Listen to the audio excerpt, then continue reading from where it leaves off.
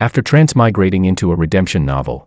In order to save the devoted female supporting role, I tried to conquer her 4 times, but every single attempt ended in failure. I could never change her tragic ending, the ending where she gave up her life for the male lead. After forcing a smile and attending the male and female lead's wedding, she took a knife and lay down in the bathtub. By the time I rushed home, blood covered the floor. In that pool of blood, Willow lifted her head, tears streaming down her face as she said, "Makoto, he got married. This time.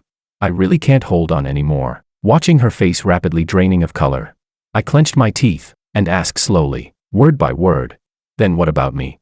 But she only pressed her lips together and left me with one sentence, "I'm sorry." What she didn't know was that I had already heard this sentence 4 times, but this time was different. This time, she was pregnant. Just last night, she was still nestled in my arms, softly asking, "Hubby, do you think our baby will be a boy or a girl?" Sadly, that question would never receive an answer again. Amid the system's alarms, my world was reset once more. When I opened my eyes again, the 18-year-old Willow was being cornered at the entrance of a familiar alley. Blood stained the corner of her mouth, and her gaze cut through the crowd, meeting mine directly. Chapter 1. The girl leaned quietly against the wall. Her school uniform was washed so many times it had turned pale, and there were injuries on her face. A few thugs with hair dyed in gaudy colors surrounded her, shoving her while spitting out filthy insults. She didn't struggle, nor did she try to shield herself. Her gaze stayed fixed in the direction where I stood. I had experienced this scene many times already. In every past attempt, I would charge forward without hesitation, standing between her and them, beating those punks to a pulp, protecting Willow. But this time, my feet felt nailed to the ground, because in the previous life, I accidentally saw her diary. Turns out, during all of this bullying, the person she had always been waiting for was the male lead who would pull her out of the mud, not me, the outsider cutting in halfway. No wonder she's the devoted female supporting character in the novel. She was born to wait for the male lead. Even her youthful affection was hidden so carefully, leaving no trace on the surface. The system kept blaring alarms in my mind, urging me to take action. I took a deep breath, and finally took a step forward. The thugs noticed me and sneered. A blonde one tilted his mouth and said, well, the simp is here again." Another chimed in, "Seriously thinks he's some kind of hero, huh?" I ignored them, and simply walked over to Willow. Crouching down in front of her, she lifted her eyes to look at me. There was no surprise in them, only understanding and helplessness, as if she had known all along that I would come. I reached my hand toward her, then picked up the pancake that had fallen in front of her, and brushed off the dirt. I said, "Good thing it didn't get dirty." I muttered quietly and took a bite. The pancake was still warm. Inside, the fried egg and lettuce were things I added for her that very morning, because she often didn't have money for breakfast. I brought her something to eat every day, switching things up, chewing the pancake. I looked up at the thugs and said with a muffled voice, "Sorry, wrong person." "You guys go on." For an instant, the entire alley went silent, except for the sound of me chewing. Willow froze. Her always gentle eyes showed shock for the first time. Her face paled. She pressed her lips tightly together and turned her head away. I didn't pay attention to her, still eating my pancake. I lifted my foot and walked past her. Chapter 2. When Willow stepped into the classroom right as the bell rang, a large patch of her clothes was already soaked through. She glanced at me, her lips moving as if she wanted to say something. I avoided her gaze, raised my book to block the space between us, and let my thoughts drift far away. Back when I first accepted the system's task, I chose, without hesitation, what seemed like the easiest mission, redeeming the gentle female supporting role. Naively, I thought saving a girl who looked gentle and kind wouldn't be difficult at all. The first time, I approached her as a friend. I shielded her from her father's drunken violence, paid her mother's medical bills, taught her how to grow independently, until she slowly carved out a sky of her own, and became a scientist capable of standing strong on her own. On the night before her award ceremony, while I was excitedly booking flowers and a restaurant, I received an invitation to her funeral. The last thing she left me was a single sentence, "I'm sorry," but what she left for the male lead, Makoto, was a full 3-page letter. In it, she not only offered blessings for his new marriage, but also poured out all the feelings she had buried for years. The second time, under the system's suggestion, I chose a deeper relationship. Willow was a wonderful girlfriend, gentle and considerate, keenly sensitive to others' needs. She would bring me dinner when I worked late, afraid I would forget to eat, caring for my health more than I did myself. She would rush to the hospital the moment she heard I was sick, staying by my bedside without sleep. And in the early mornings, freshly awake, she would cling to me and act coquettishly, asking me to kiss her. I sank into it all, fell hopelessly in love with her, and proposed. On the day of our wedding, I was full of joy for the future, but when I woke up, the person lying in my arms had already turned into a cold corpse. Her hand was wrapped around an empty pill bottle. Tablets scattered all over the floor. Her phone screen was still lit, showing that she had recently liked a post about Makoto's wedding. I unlocked her phone and found dozens of unsent draft messages, all wishing Makoto happiness. The third time, the fourth time, every time was the same. One moment, she would be messaging me, "Hubby, what do you want for dinner tonight?" The next, by the time I rushed home, she had already jumped off the rooftop. Until this time, just the night before, the woman who told me I was going to be a father was still planning our future with me. I had even begun drafting a request to remain in this world until the end of my natural life. But after watching the male and female leads walk toward their happy future, she once again ended her own life, as if completing a mission she had long carried. When I saw the bathroom drenched in red, the world I had held together for so long finally collapsed. I had painstakingly guarded every possible point where the male lead might trigger her despair. I had stayed by her side through everything, yet it was never enough. I finally understood the devoted female supporting role, who forever waits for the male lead, is not someone others can save. This time, I was truly exhausted. I couldn't save her, and I no longer wanted to try. That very night, I submitted the application to abandon the mission. The system sighed heavily and went to the higher-ups to begin the approval process. Chapter 3. The dismissal bell rang, and the homeroom teacher stood on the podium announcing that seats would be rearranged, letting everyone choose in order. When it was Makoto's turn, his gaze shifted back and forth between Willow and Sophia. Willow kept staring at him, her fingers unconsciously clutching the hem of her shirt. Yet the next second, Makoto said, "I choose Sophia." Willow, who had leaned slightly to one side, froze for a moment. She lowered her eyes, her shoulders sinking a little, unable to hide her disappointment. This scene was all too familiar to me. In the past, I would immediately walk over and deliberately say loudly, "I choose Willow," trying to preserve her dignity in that clumsy way. But this time, I glanced at the empty seat next to the little delinquent Sophia and walked straight over to sit down. Sophia was sprawled on her desk taking a nap. My chair scraping against the floor woke her up, and she glared at me unhappily. She said, "What's the noise for?" I ignored her and quietly arranged my books. Out of the corner of my eye, I saw Willow sitting alone by the window, the seat beside her still empty. She looked lonely and desolate. After class ended, Willow walked to my desk. She said, "George, why did you?" She had just started speaking when Sophia came rushing over like a whirlwind. Sophia let out a cold snort. "George, let me copy your math homework. Hurry up." She reached straight for my notebook as if it already belonged to her. A faint displeasure flashed across Willow's gentle, reserved face. She looked at Sophia and shoved her own homework into Sophia's hands. "Use mine." Sophia paused for a moment, then muttered, "Fine," before flopping back onto her desk to copy. When the lunch bell rang at noon, the students all flooded toward the cafeteria. Willow stayed where she was, her gaze following me the entire time. I knew what she was waiting for. Every lunchtime, I would take out 2 lunch boxes and hand one to her. Her mother was gravely ill in bed, and the family had no money. Getting 3 meals a day was already a struggle. In the past, I was always moved by how pitiful she looked and softened again and again. But this time, I walked straight to Sophia and said, "Let's go. Didn't I say I'd treat you to lunch today?"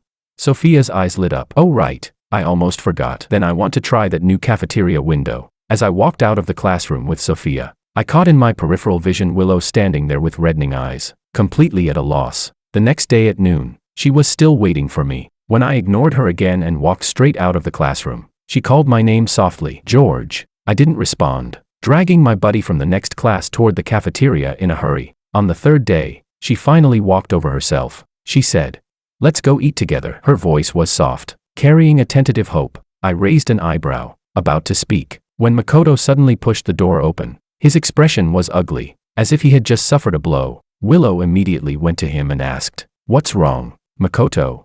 Makoto closed his eyes for a moment, brows furrowed, and complained angrily, "Sophia is unbelievable. Just because I forgot to buy her milk tea, she threw a tantrum in front of everyone and even refused to eat." Willow tucked her hair behind her ear, her tone so gentle it was almost dripping honey. She said, "Girls get emotional. She might calm down after a while." Makoto sighed helplessly. "This is the 3rd time today. Nothing I do can coax her." Willow chuckled softly. "Maybe you're just using the wrong method to coax her." The two of them went back and forth, completely treating me as if I didn't exist. Seeing the situation, I quietly slipped out and thoughtfully closed the door behind me. Chapter 4. The last class activity before the college entrance exam was an outdoor cookout. I originally had no intention of joining, but from morning reading to every break, Sophia nagged in my ear like a broken recorder. "It's our last group activity, please, I'm begging you. Can't you just come?"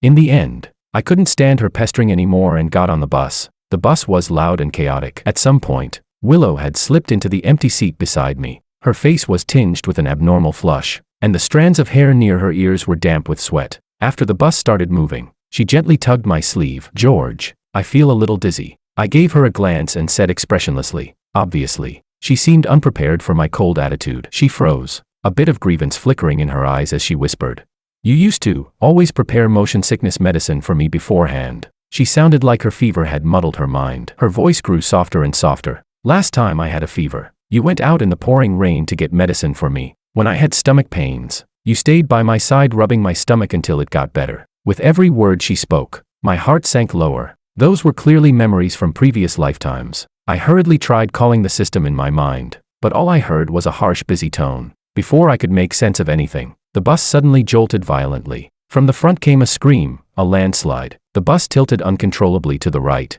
and the cabin erupted into chaos. Rocks flew everywhere. In the front row, Makoto grabbed Sophia and shielded her tightly with his back. But in the next second, a rock hurtled straight toward him. Seeing this, the groggy Willow snapped awake and instinctively lunged forward. While I was still stunned, Sophia, screaming, threw her arm in front of me to block a flying rock. She yelled, "Deskmate, after this you're letting me copy your homework until the college exam is over." When the bus finally stopped, everyone supported each other as they climbed out. Makoto was holding onto Sophia. The two of them only had minor injuries, but Willow, who had thrown herself over them to protect them, had a long gash on her arm. Blood soaked through her sleeve. She sat alone by the roadside, head lowered as she treated her wound. She lifted her eyes toward Makoto, her gaze dim. Sophia nudged my arm. "George, aren't you going to check on her?" I was bandaging her at the moment. Hearing that, I clicked my tongue impatiently. "Quit talking. Worry about yourself first." The cotton swab dipped in disinfectant pressed onto her wound, and Sophia yelped and jumped in pain. Her screams made my ears ring. I rubbed my ear, then suddenly felt someone staring at me. I turned my head. Willow was looking at me in a daze. She bit her lip, her eyes slightly red. I withdrew my gaze and was about to turn away when she called out to me. "George." Her voice was choked. "I can't bandage it with one hand. Can you help me?" I actually laughed out of anger. "What does that have to do with me? You got hurt because of someone, so go ask them to bandage you." The grievance in her eyes vanished, unexpectedly replaced by a spark of hope. She said, "Are you mad because Makoto and I are close? I actually only see him as..." I cut her off. "You can see him as your dad for all I care. Move. You're blocking the way." She froze, staring in the direction I walked away, her wrist falling limp. She gave up on bandaging altogether, letting the wound continue to bleed. Chapter 5. On the bus ride back, the atmosphere was much heavier than before. Clusters of students leaned against each other to rest. No one spoke. Suddenly, Sophia stood up and announced that 500 yuan of the class funds were missing. It was still in the outer pocket of my backpack before we got on, she said, frowning as she checked her bag. The bus instantly erupted. Someone shouted, "Search the bags. The money definitely hasn't been transferred yet." Amid the chaotic voices agreeing, Willow silently hugged her worn-out backpack tighter. That tiny movement drew attention. A girl asked, "Willow, what's in your bag?" Willow's face turned pale in an instant. She whispered, Just some books. Let us see." A few classmates grabbed her bag without waiting for permission. The zipper was yanked open, and everything spilled onto the floor. A few old books, a torn wallet, and a stack of loose bills. Sophia picked up the stack, counted it, and said, "It's exactly 500. Willow shook her head in panic. "That isn't the class money. That's my mom's medicine money for this month." "Stop pretending," a girl said sharply. "Everyone knows how dirt poor your family is. Where would you get 500 yuan? All the students looked at her with open disdain. Finally, Willow looked toward Makoto, her voice trembling. "Makoto, you know, I just borrowed that money yesterday." But Makoto looked at her with disappointment. "Willow, I really didn't expect you to do something like this. If you needed money, you could have told me. How could you steal the class funds?" Willow's expression shattered instantly. She opened her mouth, but no sound came out. Seeing her so lost, I suddenly remembered how, in each of my previous lifetimes, I had always been the first to defend her whenever she was misunderstood. But this time, I didn't want to stay entangled with her anymore. but neither could I pretend I hadn't seen the truth. In the end, I raised a hand and pointed toward the luggage rack, speaking helplessly. Isn't that what you guys are looking for? Everyone's eyes turned to the rack. There, wedged in the gap, was a stack of bills. Silence fell over the bus. The students stared at one another, too embarrassed to speak. Makoto was the first to react, apologizing softly. Sophia's face reddened as she muttered, "Sorry," but Willow just stared straight at me, her eyes shockingly bright. When we got off the bus, she hurried to catch up to me, breathless. "George, wait." I stopped, looking at her flustered state. The wound on her arm had begun bleeding again, staining the makeshift bandage red. She said, "About just now, thank you." She bit her lip, speaking awkwardly. I nodded and took a step back. "It's nothing. It just happened to be you. If it were someone else, I'd have reminded them too, since I just happened to notice where the class funds were." "George, I figured it out." Just as I was about to leave, she grabbed my sleeve again. She spoke in a rush, her eyes flickering with uneasiness. "It was my fault before. I shouldn't have stayed so close to Makoto. I'll keep my distance from him from now on. George, please don't ignore me. Okay, this time let's get along properly. All right." Listening to her strange and sudden confession only confirmed what I had already suspected. She really had regained all her memories. Since that was the case, I had no intention of continuing this pointless guessing game with her. I said, "Willow." I cut her off directly, my voice so calm it even surprised me. "I remember everything, just like you. Every lifetime, every memory. I remember it all." All the color drained from her face. Her lips trembled slightly. You remember everything." I couldn't be bothered to waste more words. I turned to leave, but she blocked my way again. "George." But the next second, "What are you two doing?" Sophia suddenly popped out of nowhere, barging right between us. She looked at Willow, then tilted her head at me, asking, "What secret are you whispering about? Take me with you." Seizing the opportunity, I stepped away and said, "It's nothing. We're heading the same way. Let's go." Sophia beamed and quickly followed me. Of course, I had no idea that after I left, Willow remained standing exactly where she was, staring at the direction I had walked away, lost and desolate. Her injured arm hung weakly at her side, and with her other hand, she slowly dug at the wound that had only just stopped bleeding, until fresh blood once again soaked her entire forearm. Chapter 6. Ever since that day, Willow had become like a silent shadow, appearing in every corner of my life. When I arrived at school in the morning, there was always a bottle of warm milk on my desk. After finishing basketball practice, she would follow behind me quietly with a bottle of water in her hand. When it rained, an umbrella would be placed at the classroom door ahead of time. All the careful, cautious kindness she once gave Makoto was now transferred entirely onto me. I tried returning the milk to her in person, but she simply lowered her head and said pitifully, "If you don't want it, just throw it away." And then the next day, she did the same thing again. This situation continued all the way until the day of the college entrance exam. When I walked out of the exam room after finishing the Chinese exam, I heard a few classmates talking. Willow didn't show up today. She missed the very first session. I heard her dad beat her so badly this morning that she ended up in the hospital, lost a ton of blood. My footsteps paused. In previous lifetimes, at this moment, I would go to her house early and wait at the door, stopping her drunken father. But this time, I didn't. Later, I heard that while she was covered in bruises, she kept murmuring, "George will come save me." But this time, there was no George. I completed all the subjects with ease. When I walked out of the final exam room, the long-absent system notification sound finally rang. It said, "Host, your request has been approved. It will take a bit more time before you can leave this world. I've prepared a plane ticket and some money for you. You can take a vacation abroad." I looked up at the bustling crowd outside the exam center, with parents holding flowers and welcoming their children. Among the crowd, I saw Willow. She stood on the very outer edge, staring blankly at me. When our eyes met, her gaze brightened slightly, as if she wanted to walk toward me, but I turned away quickly, melting into the flow of people without looking back. I didn't expect that a bit more time from the system would turn out to be 7 years.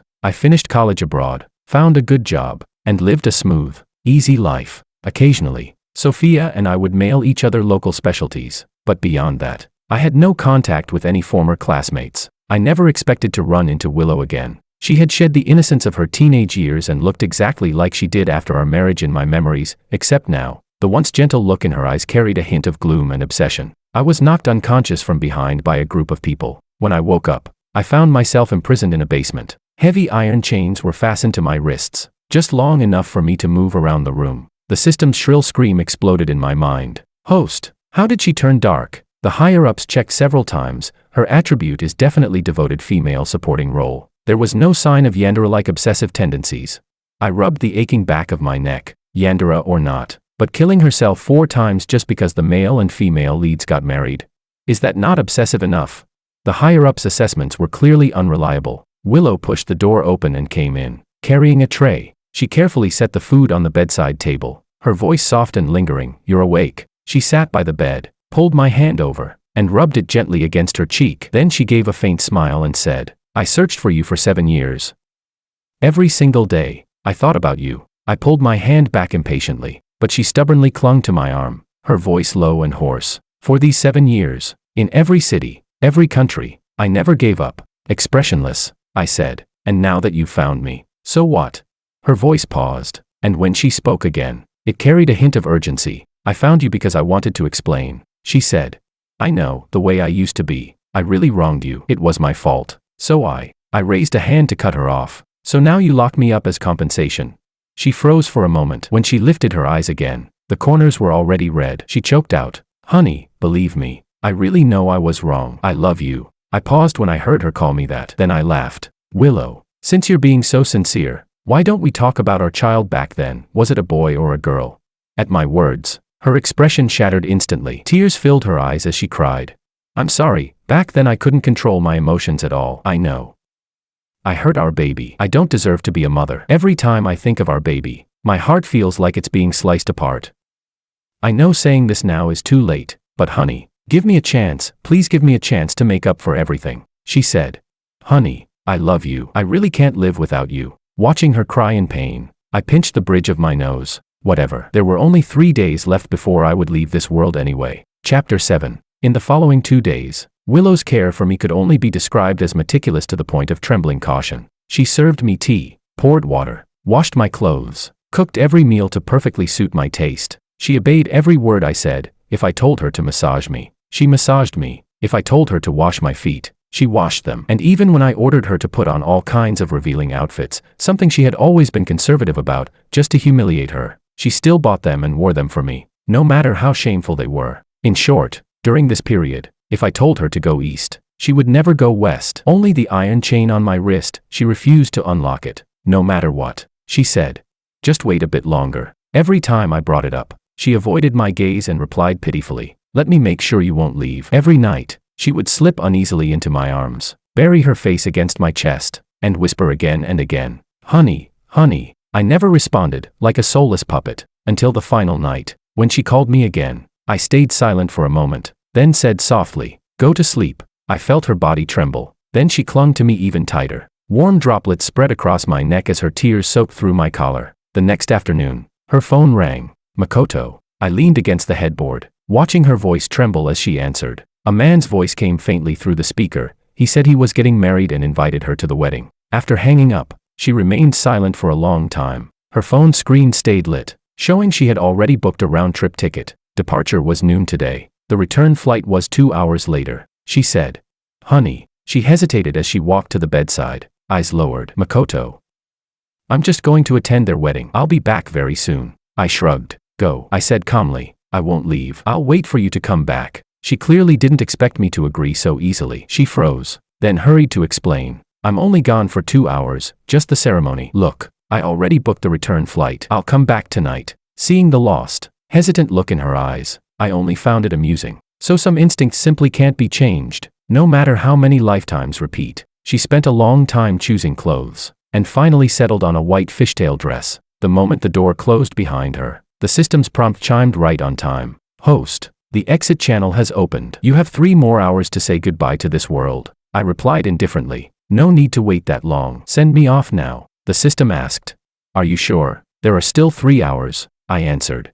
"I'm sure. I don't want to stay even 1 more second." As the plane carrying her rose into the clouds, my world began dissolving into scattered starlight. In the very last moment, I saw the note she had left on the bedside table. "Honey, when I come back, let's start over." The handwriting was neat, filled with tentative hope. Unfortunately, there would be no starting over. This time, I was the one who left first. Chapter 8. I asked the system to let me choose how to exit this world, and I deliberately chose the most brutal option. After blocking all pain, I watched my own skin split open inch by inch. Blood seeped out from countless fine cracks, staining the bedsheets beneath me a deep red. I had my selfish reasons. After watching Willow die in front of me so many times, I needed to take revenge. At the wedding venue, Willow sat among the guests, feeling increasingly uneasy. Her heart was pounding. She sent me over a dozen messages, but they all vanished without reply. Every call went unanswered, eventually turning straight into a powered-off tone. She said, "I'm sorry.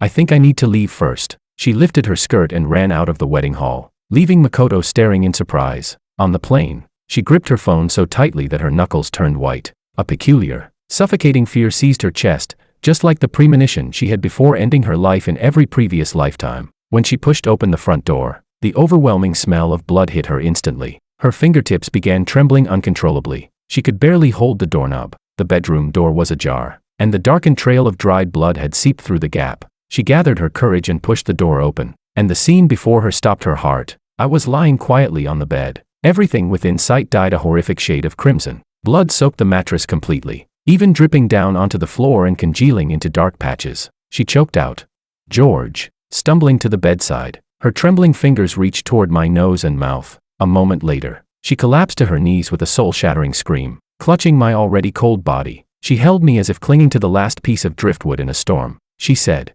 "No. George, please." Her tears fell in heavy drops onto my face, mixing with the blood as she sobbed. I was wrong. I really know I was wrong. How familiar this scene was. Once upon a time, I had also knelt on a rooftop, begging her not to jump. Back then, I had also screamed until my voice broke. And what did she do?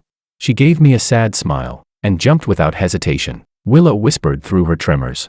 You begged me like this back then too." Choking, she lifted my cold hand and pressed it against her cheek. But I actually treated you like that." Her cries grew softer and softer, crumbling into hopeless muttering. "So this is what it feels like, watching the one you love die in front of you." But by then, I could no longer see or hear anything. In the final moment before my consciousness fully left this world, all I saw was her kneeling in the pool of blood, her figure blurred like a fading ink stain. The system's gentle chime sounded. Task world exit complete. Host, welcome back. Chapter 9. After returning to my own world, I immediately took on a new mission without stopping. This time, I carefully chose an entrepreneurship storyline, starting with nothing but a bowl, climbing step by step until becoming a giant of the industry. Those garbage redemption storylines, I was never touching them again. In the new world, I threw myself into expanding markets and developing products. Every day was incredibly fulfilling. A power fantasy business script was far more interesting than all that love obsession nonsense. That day, while I was reviewing the quarterly report, the system suddenly popped out to gossip. "Host, you know what? Something huge happened on Willow's side." I didn't even lift my head, flipping through the documents with impatience. "What? Did she kill herself again?" it said. Even more extreme, the electronic voice carried excited gossiping energy. It said, "She cremated your corpse from that world, put the ashes in a custom glass urn, and sleeps hugging it every day. She doesn't go anywhere, just stays in that bedroom where you two last saw each other." I raised an eyebrow, still flipping through the report. It continued. "And the scarier thing," the system lowered its voice, "she somehow gathered every trace of you from every world, photos, videos, even things you used, all stored in a hidden chamber." Makoto went to see her and she threw him out, saying, "Don't disturb me and my husband." I chuckled, took a sip of coffee. As expected, she's a Yandere to her core. The system continued. "The craziest part is, she heard somewhere that you might be in another world, so she started desperately looking for a way to travel through dimensions. Rumor says she sacrificed half her lifespan just to." Its voice suddenly cut off, replaced by a sharp burst of static. Sensing something, I lifted my head. Through the office's floor-to-ceiling windows, I saw a familiar figure standing downstairs. Willow. She had lost a lot of weight, like all life had drained out of her. Her complexion was frighteningly pale, but her eyes, those eyes were blindingly bright, fixed directly on me. The system stammered. She actually found you." I met her gaze calmly. I even gave her a smile, which slowly shifted into a cold smirk. Then I withdrew my gaze and pressed the internal line button. "Anna, get ready. We're moving up the acquisition of that tech company." The system panicked. "Host, what do we do? She's right downstairs." I laughed. "What's the rush?" I calmly signed the last document. System, calculate my mission points for this world. The system said. Mission completion 98%. Rating S level, but host. I cut it off. Send me to the next world. I stood up, glanced one last time at the slender figure downstairs, and sneered. I don't believe she has that many lives left to sacrifice. As the teleportation's white light engulfed me, I saw Willow suddenly break into a frantic sprint toward the building entrance. Unfortunately, she was still one step too late, this time as well. She failed to catch me. I closed my eyes and thought, go on, chase me, no matter what you do. You will never catch up to me. Chapter 10. During breaks between missions, I went back to visit Sophia twice. The first time was for her wedding. I quietly sat in the last row, watching this once rowdy, lively little troublemaker wear a pure white wedding dress, her face shy and glowing. When the ceremony ended, she spotted me. Her eyes lit up instantly, and she dragged her groom over in excitement. She said, "George, this is my deskmate I always talk about." She beamed as she introduced him to me, then turned to me and said, "This is my husband, David." The groom reached out his hand with a laugh. "Sophia always talks about you, says you used to copy her homework all the time." Looking at the happiness on Sophia's face, I suddenly remembered that rainy day in our senior year, how she screamed while shielding me from flying gravel. Now she had found the happiness that belonged to her. That was good, really good. The second time I went back was for her baby's 1-month celebration. The chubby little thing lay in the crib blowing bubbles. Sophia complained about how hard the baby was to take care of, but the smile in her eyes betrayed her joy. She asked, "How are you doing now?" While patting the baby's back, she added, "Still living abroad all by yourself?" I nodded. Across 5 lifetimes in that world, the first 4 were spent circling around Willow alone. Only in the 5th did I, by chance, end up befriending Sophia, and that friendship became the warmest thing I gained during that long mission. Before heading to a new world again, I went to say goodbye to her. I brought her baby a longevity charm. The little one grabbed the bell and giggled. Sophia tilted her head and said, "Going abroad again?" She fussed over me like an old mother. "Take care of yourself over there. Call us anytime if anything happens. And if you meet someone nice, hurry up and settle down." She nagged me in that gentle, motherly way, filling the void of growing up without parents. I listened with a smile, without interrupting. "George," before I left, she looked at me seriously and said, "No matter where you are, you have to be happy." She added, "If anything happens, call us. Our deskmate friendship lasts forever." I nodded and waved goodbye. As I turned and walked into the security checkpoint, I heard her call behind me, "Remember to come back often." Outside the airplane window stretched a vast, rolling sea of clouds. The system whispered, "Host, what kind of world do you want to go to this time?" I replied, "Anywhere." I closed my eyes, as long as Willow isn't there, because I knew, no matter which world I went to, there would always be someone, somewhere, who sincerely wished for my happiness, and that was enough.